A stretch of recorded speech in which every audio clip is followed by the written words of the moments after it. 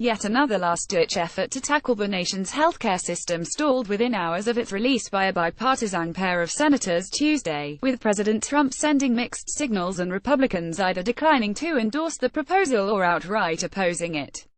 The week began on Capitol Hill with a renewed sense of urgency to craft legislation following Trump's decision last week to end key payments to health insurers that help millions of lower-income Americans afford coverage but that the president argued were illegal under the Affordable Care Act. The compromise offered by Sens. Lamar Alexander R. Tennessee, and Patty Murray Wash, on Tuesday proposes authorizing those payments for 2 years in exchange for granting states greater flexibility to regulate health coverage under the ACA. Those payments help offset deductibles and other out-of-pocket costs for low-income consumers who obtain insurance through the law. Critics of Trump's decision said eliminating the subsidies would cause insurers to back out of marketplaces across the country. The measure presented congressional Republicans with an uncomfortable choice between helping sustain coverage for many Americans and making good on a long-standing campaign promise, and paying the consequences by allowing the ACA to falter. Senate Republican leaders did not immediately endorse the proposal. Influential House Republicans panned the blueprint, and Trump offered conflicting reviews. The discord swiftly cast the plan's viability into serious doubt. In an address at a Heritage Foundation dinner in Washington on Tuesday, Trump commended the bipartisan work of Alexander and Murray but suggested that a different kind of fix is needed. "I continue to believe Congress must find a solution to the Obamacare mess instead of providing bailouts to insurance companies," Trump said. Earlier in the day, at a joint news conference with the Prime Minister of Greece, Trump sounded positive notes about the plan. "Yes, we have been involved, and this is a short-term deal," Trump said. He said the proposal would get us over this intermediate hump and allow Republicans to later revisit efforts to aggressively undo the ACA. In between those two appearances, the president tweeted, "Any increase in Obamacare premiums is the fault of the Democrats for giving us a product that never had a chance of working." Trump stopped the CSR payments last week, arguing that the subsidies were illegal because they were not explicitly authorized under the ACA, and he instructed Congress to decide whether to appropriate the funding. "None of our guys voted for Obamacare," Rep. Tom Cole-Rockler, a close ally of House GOP leadership, said in an interview. "They're not very interested in sustaining it." A leading House conservative was outright hostile to the new bipartisan plan. "The GOP should focus on replacing Obamacare, not trying to save it. This bailout is unacceptable," said Rep. Mark Walker RNC, in a statement posted on Twitter. Walker is the chairman of the influential Republican Study Committee.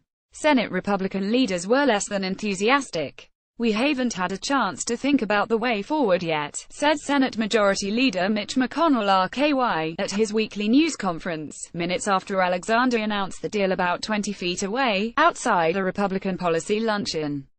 Alexander said the deal he struck with Murray would extend CSR payments for 2 years and provide states meaningful flexibility under the ACA, allowing them to make changes to insurance offerings as long as the plans had comparable affordability, which is a slightly looser definition than the existing one.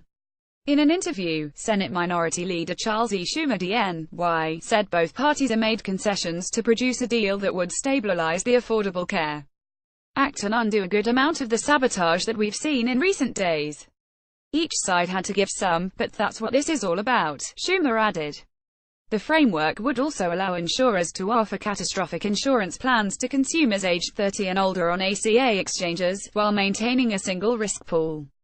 It would shorten the time period for federal review of state waiver applications, expedite review for states in emergency circumstances and those with waiver proposals that have already been approved for other states, and allow governors to approve state waiver applications rather than requiring state legislative approval. Alexander emphasized that the legislation would not allow states to change the essential benefits insurers are now required to offer individuals and small businesses under the ACA, or let insurers discriminate against consumers with pre-existing conditions. "This takes care of the next 2 years," the senator said, standing off to the side as other GOP leaders stood before television cameras talking primarily about tax legislation. "After that we can have a full-fledged debate on where we go long-term on health care." Trump's decision to halt CSR payments last Thursday came a week after he had called Schumer to ask him to work together on a bipartisan solution to health care, in the senator's words, and had empowered Alexander to negotiate with Murray. Schumer said that he realizes Trump may push later on for repealing the ACA outright, and we will fight him tooth and nail. But he added, in the short run, stability is in his interest, because otherwise it lands at his doorstep. Still, it remains unclear how Trump will choose to speak about the bipartisan deal in the coming weeks and days, and whether recalcitrant conservatives will come along. The first test will come in the Senate, where lingering hard feelings from the failed attempts to repeal and replace the ACA remain. Senate GOP leaders have moved on to tax cuts, their next big legislative undertaking. After Trump voiced his support for the healthcare compromise, Sen. John Cornyn RTX, McConnell's top lieutenant, was unwilling to commit to it. I think Sen. Alexander's done good work. And to me, it really depends on a few things, said Cornyn, wondering aloud whether the proposal is compatible with the GOP's larger repeal and replace goal. Earlier Tuesday, Sen. Lindsey Graham RSC, who was golfing with Trump on Saturday when the president discussed the prospect of negotiations on the phone with Alexander, said that even if a deal is struck, it may not be enough of an overhaul to satisfy core Republican voters. That will be his challenge. How much is enough? I can't support the payments until you get some reform, but I realize that for the base, it's going to be about not keeping Obamacare in place, Graham told reporters. In advance of the deal's announcement, many Republican senators were already distancing themselves from the emerging plan. I don't know. I'm not sure what the Senate should do, said Sen. Orangey Hatchrutar Tuesday morning. In the House, which passed an ACA repeal bill, there appeared to be even less appetite for a bill that bolsters an element of the law that they have pilloried for 7 years without more forcefully rolling back other parts of it. This is like we have to fix the Senate's failure, said Cole. Using a football analogy, he blamed Senate Republicans for fumbling the ball on the 1-yard line. In the eyes of Cole and other leading Republicans, the party's congressional majorities were put at risk by the unsuccessful repeal push. With Trump's former chief strategist Stephen K. Bannon already threatening primary challenges against senators up in 2018, some fear that asking lawmakers to reinforce the bill they tried to undo is simply not a defensible position. On the other hand, doing nothing is also likely to spur criticism of the Republicans. As senators announced their agreement, a new analysis emerged Tuesday showing the large stakes for insurers in the short term if the cost-sharing payments are not restored.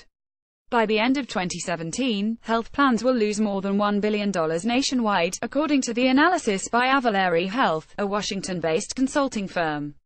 Both state and industry officials welcomed the prospect of a possible deal on the subsidies, but they also warned that it could come too late, given that the 45-day open enrollment period for the ACA begins November 1. The timing, just 2 weeks before the start of the fifth enrollment season for ACA coverage, could mean havoc back in states, where some insurance regulators already are reeling from Trump's decision to stop funding CSRs. It is better for consumers to have CSRs funded, but the timing is so short I am concerned, said Tennessee Insurance Commissioner Julie Mix McPeak, the incoming president of the National Association of Insurance Commissioners. If the deal becomes law, she said, insurers would be able to lower their rates in ACA marketplaces, but I don't know that we have time to do that before open enrollment. It appears likely that the vast majority of Senate Democrats will back the measure. Murray received a round of applause from her colleagues when she announced the details of the agreement in a weekly caucus lunch, according to participants, and no one expressed dissent. Still, Democrats said that they wanted to read the details of the bill. Sen. Chris Murphy-Deacon said that the idea of expanding the availability of catastrophic plans on the ACA market and making state waivers easier to obtain is not insignificant. Even if Democrats embrace the plan in large numbers, Murphy said, Republicans could ultimately block its passage. It is not a done deal that this agreement reached by Senators Alexander and Murray will ever become law, he said. John Wagner contributed to this report.